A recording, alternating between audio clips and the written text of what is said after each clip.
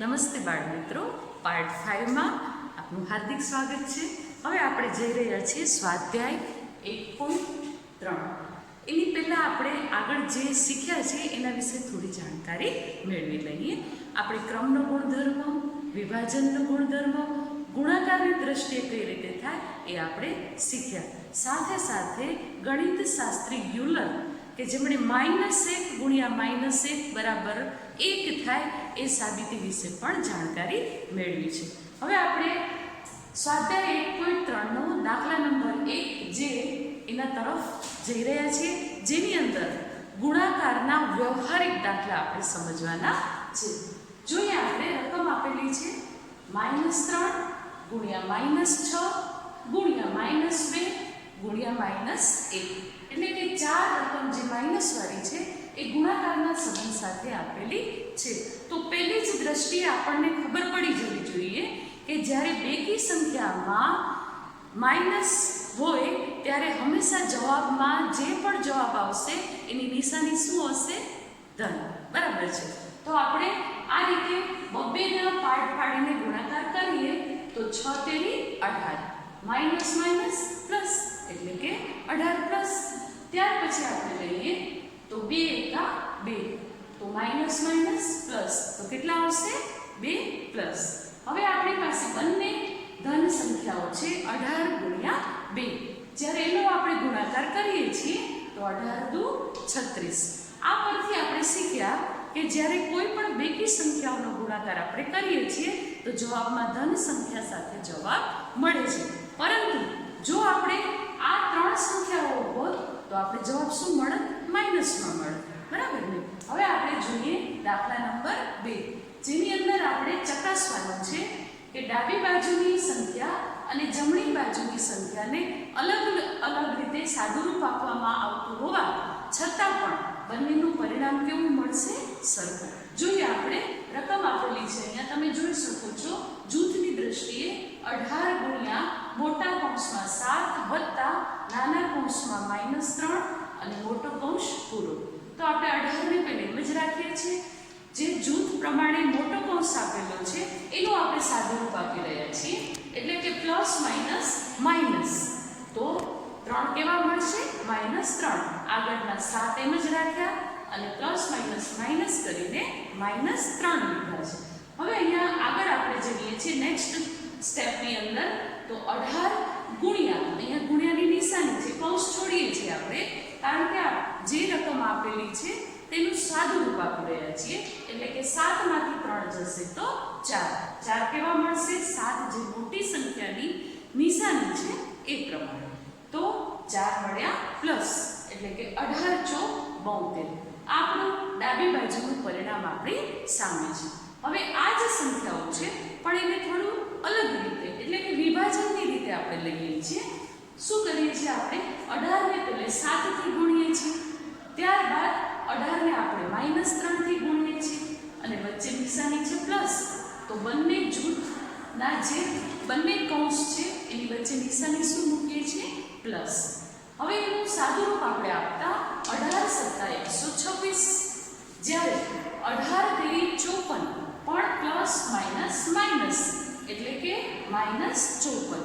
તો અહીંયા તમે જોઈ શકો છો વચ્ચે પ્લસની નિશાની, તો આપણે પ્લસની નિશાની મૂકી છે। હવે એ જ સંખ્યાને પ્લસ માઇનસ માઇનસ કરીએ તો અહીંયા મળશે 126 માઇનસ 54, બરાબર છે। નેક્સ્ટ સ્ટેપ આપણું ફાઇનલ સ્ટેપ આવશે 72, એટલે કે જે ડાબી બાજુ પરિણામ મળ્યું હતું એ જ પરિણામ જમણી બાજુ મળ્યું છે। તો આ પરથી ચકાસતા માલુમ પડે છે કે ડાબી બાજુ બરાબર જમણી બાજુ। હવે જઈએ છીએ દાખલા નંબર 3 પર, જેની અંદર આપેલું છે કે કોઈ પૂર્ણાંક સંખ્યા a માટે, હવે એ કેવી સંખ્યા છે? ધારેલી, કોઈ પણ, એમાં 1 થી કરીને અનંત સંખ્યાઓ, પૂર્ણાંક સંખ્યાઓ કોઈ પણ આવી શકે છે। એ માટે જ્યારે -1 ગુણ્યા a કરવામાં આવે તો એને બરાબર શું મળે? તો આપણે જોઈએ તો -1 ગુણ્યા a જ્યારે કરવામાં આવે ત્યારે જવાબ હંમેશા માઇનસ a જ મળે છે, એટલે કે a બરાબર કોઈ પણ સંખ્યા તમે મૂકો છો પણ જો એનો ગુણાકાર -1 થી કરીશું તો જવાબમાં માઇનસ આવશે જ, કારણ કે એકી સંખ્યામાં અહીંયા આપણે જોઈ શકીએ છીએ રૂલ્સ છે, બરાબર ને? તો અહીંયા પૂર્ણાંક સંખ્યાઓમાં આપણે કદાચ સમજી લેવું કે આપણે -2 લીધા છે, બરાબર છે? તો -2 ગુણ્યા 1 તો માઇનસ માઇનસ પ્લસ એટલે કે 2 એકા 2 આપણને જવાબ મળે. આ પરથી આપણે કહી શકીએ કે -1 ગુણ્યા a બરાબર -a મળે, પણ -2 ગુણ્યા -1 હોય તો +2 આવે. હવે જોઈએ આપણે દાખલા નંબર 4, જેની અંદર રકમ આપેલી છે કે -1 ગુણ્યા 5 થી શરૂ કરી નિશ્ચિત પેટર્ન વડે ગુણાકાર લઈ દર્શાવો. તો આપણે જોઈએ -1 ગુણ્યા -1 શું મળે? 1. એટલે કે અહીં કયા ગણિત શાસ્ત્રની વાત આવી છે? યાદ છે ને તમને બધાને? હા, એ મુજબ આપણે -1 ગુણ્યા -1 સાબિત કરવાનું છે કે એક જ ધન 1 મળે. તો આપણે શરૂઆત ક્યાંથી કરવાની છે? -1 ગુણ્યા 5. તો આપણે અહીં આપેલું છે -1 ગુણ્યા 5, તો એનો જવાબ શું મળશે? -5. એટલે કે એ તો આપણી પાસે સામે જ છે, આપેલું જ છે. હવે એનાથી આપણે આગળ એક આપણે પ્લસ કરતા જઈએ છીએ એમાં, અને અહીંથી આપણે એક રકમ ઘટાડતા જઈએ છીએ, કારણ કે નિશ્ચિત પેટર્ન આપણને આપવાની છે. તો અહીંયા 5 હતા, તો આપણે કેટલા લઈએ છીએ હવે? 4. તો -1 ગુણ્યા 4, તો આનો બંનેનો ગુણાકાર કરતા શું મળશે આપણને? -4. હવે કઈ રીતે? તો આપણે બીજી દ્રષ્ટિએ જોઈએ તો એમાં શું કરવામાં આવ્યું? 1 પ્લસ કરવામાં આવ્યો, -5 + 1 એટલે કે માઇનસ પ્લસ માઇનસ, 5 માંથી 1 જાય તો 4, પણ મોટી સંખ્યાની નિશાની માઇનસ માટે -4. એટલે અહીં ગુણાકારથી અહીં સરવાળા બાદબાકીની મદદથી આપણે -4 મેળવેલ છે. હવે એવી જ રીતે આપણે નેક્સ્ટ આગળની પેટર્ન જોઈએ, જેમાં પણ આપણે 4 પરથી 3 પર આવીએ છીએ, એટલે કે -1 ગુણ્યા 3, તો જવાબ મળશે -3. તો એવી જ રીતે જે આપણી મૂળ સંખ્યા હતી -4, એમાં +1 કરતા જવાબ શું મળ્યો? -3. એવી જ રીતે પાછું એક ઘટાડ્યું છે, -1 ગુણ્યા 2, એટલે કે ગુણાકાર કરતા મળશે -2. એવી જ રીતે પ્લસ માઇનસમાં જોઈએ કે આગળની સંખ્યા હતી -3, એમાં +1 થયો તો એનો પણ જવાબ મળશે -2. ત્યાર પછી અહીં પાછો એક ઘટાડીએ છીએ, એટલે કે -1 ગુણ્યા 1, ગુણાકાર કરો તો જવાબ મળશે -1. હવે એને ફરીથી આગળની સંખ્યા સાથે +1 કરીએ છીએ તો આપણને જવાબ મળશે -1. એટલે કે ડાબી બાજુ અને જમણી બાજુ સમાન છે, અને આ એનો જવાબ, એનું તારણ મળતું જાય છે. હવે આપણે જઈએ છીએ 1 માંથી 1 ઓછો કરતા 0 તરફ. તો -1 ગુણ્યા 0 એટલે કે 0, તો -1 + 1, તો જવાબ મળશે 0. એવી જ રીતે ફરીથી આપણે આપણી જે મૂળ સાબિત કરવાનું છે ત્યાં સુધી આપણે પહોંચી ગયા છીએ હવે, એટલે કે -1 0 થી નાની સંખ્યા -1, એટલે કે માઇનસ માઇનસ પ્લસ, અને જવાબ મળ્યો 1, જે માગ્યો છે જ. અને એમાં પણ અહીં પણ તમે સરવાળા બાદબાકીની રીતે પણ જોઈ શકો છો કે જે આગળની સંખ્યા હતી એમાં +1 કરતા જવાબ મળ્યો 0. બાળ મિત્રો, આગળનો દાખલો શીખવા માટે તૈયાર છો ને? ચાલો જોઈએ આપણે દાખલા નંબર 5. દાખલા નંબર 5માં આપેલું છે યોગ્ય ગુણધર્મનો ઉપયોગ કરી જવાબ લખો. જે આપણે અત્યાર સુધી ગુણાકારના જે ગુણધર્મો શીખ્યા છે, હવે એનો ગુણાકાર અને સરવાળાના બંનેના ગુણધર્મનો ઉપયોગ કરી અને આમાં આપણે જોવાનું છે કે જે રકમ આપેલી છે એ રકમ કયા ગુણધર્મની સાથે સંબંધ ધરાવે છે. જોઈએ આપણે 5માનો પહેલો 26 ગુણ્યા -48 વત્તા -48 ગુણ્યા -36.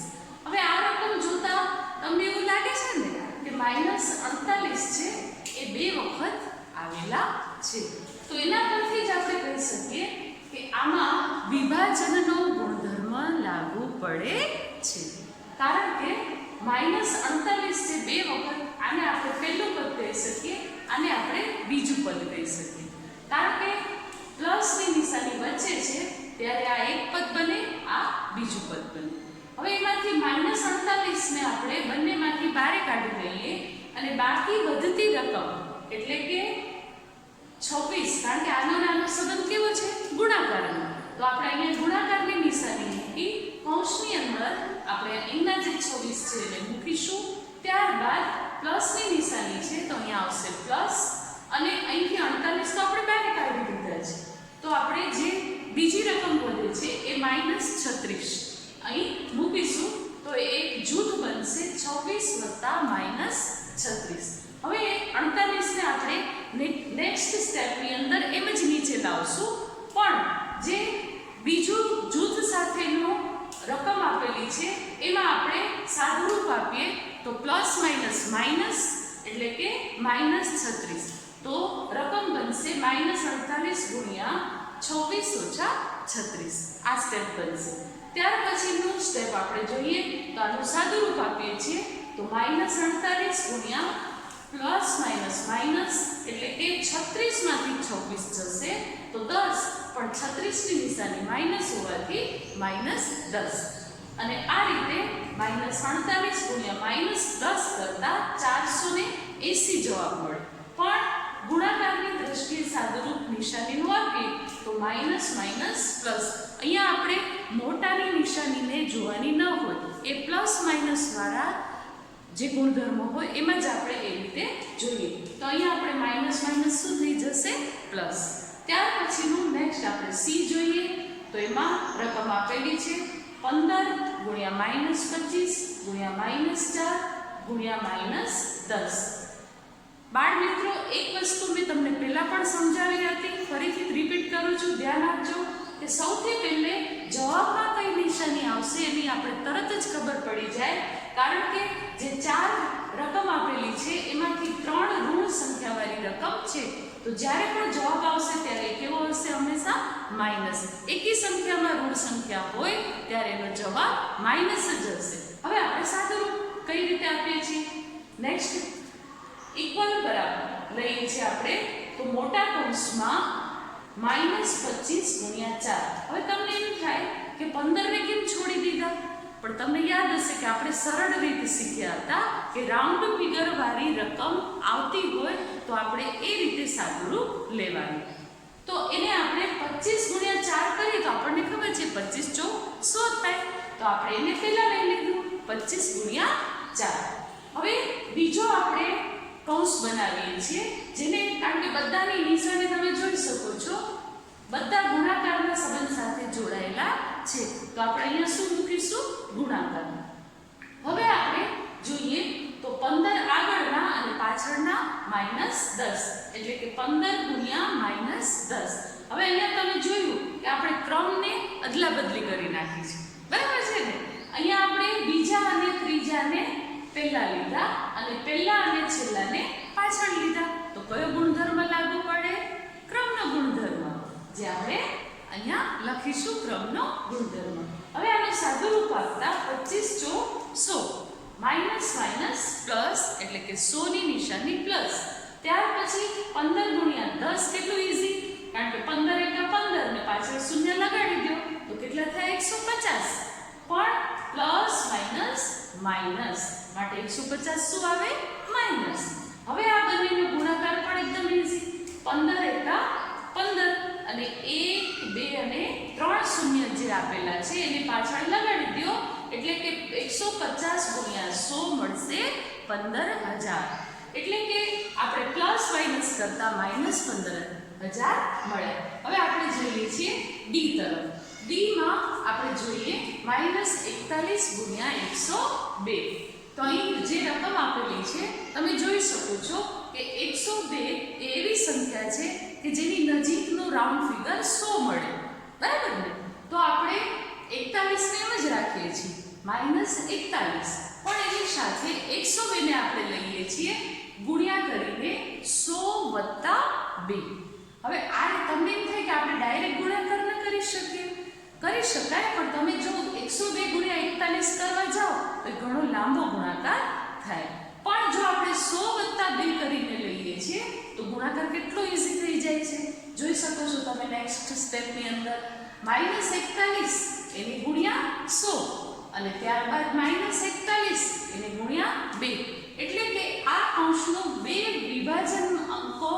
કરી અને આપણે આ સ્ટેપ લીધેલ છે. એટલે કયો ગુણધર્મ લાગુ પડ્યો? વિભાજનનો ગુણધર્મ. તો આ રીતે -41 ગુણ્યા 100 -4100 ગુણ્યા 2 એટલે કે 41 × 82 એટલે કે -82. વચ્ચે પ્લસની નિશાની આપેલી છે માટે આપણે મૂક્યા છે પ્લસ. હવે પ્લસ માઇનસ તો આપણે માઇનસ કરતા માઇનસ પાછા થઈ જશે પ્લસ. તો 4100 + 82 તો જવાબ મળશે 4182.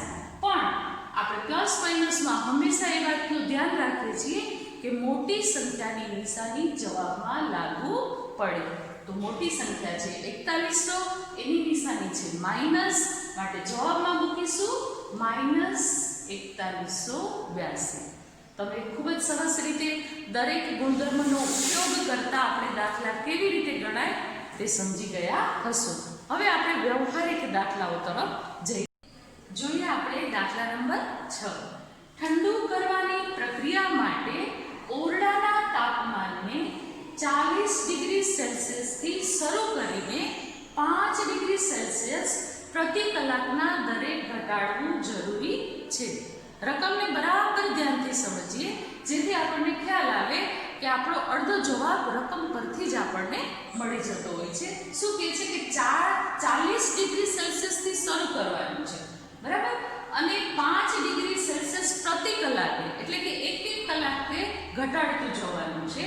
તો આ પ્રક્રિયા ચાલુ કરીએ એના 10 કલાક પછી ઓરડાનું તાપમાન શું હશે?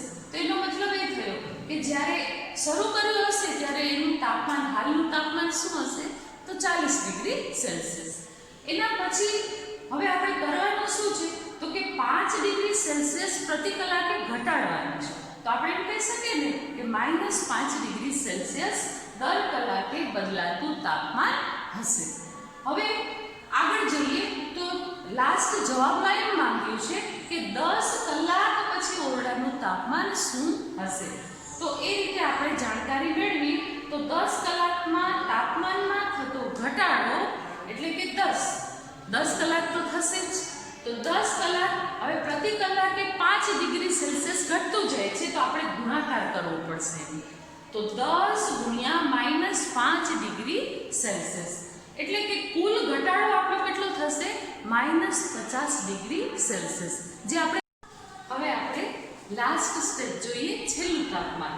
છેલ્લા તાપમાનમાં આપણે જોઈએ તો 40 ડિગ્રી જે શરૂઆતનું હતું, ત્યારબાદ દર કલાકે જે 5 આપણે ઘટાડતા ગયા એટલે કે +-50 ડિગ્રી સેલ્સિયસ, કારણ કે 10 કલાકનું કુલ 50 ડિગ્રી મળ્યું. તો આ રીતે સાદું રૂપ આપતા +-, એટલે કે 50 માંથી 40 જાય તો 10, અને આ રીતે 50 મોટી સંખ્યા હોવાથી 10 ની નિશાની આવશે માઇનસ, એટલે કે છેલ્લું તાપમાન આપણને -10 ડિગ્રી સેલ્સિયસ મળશે.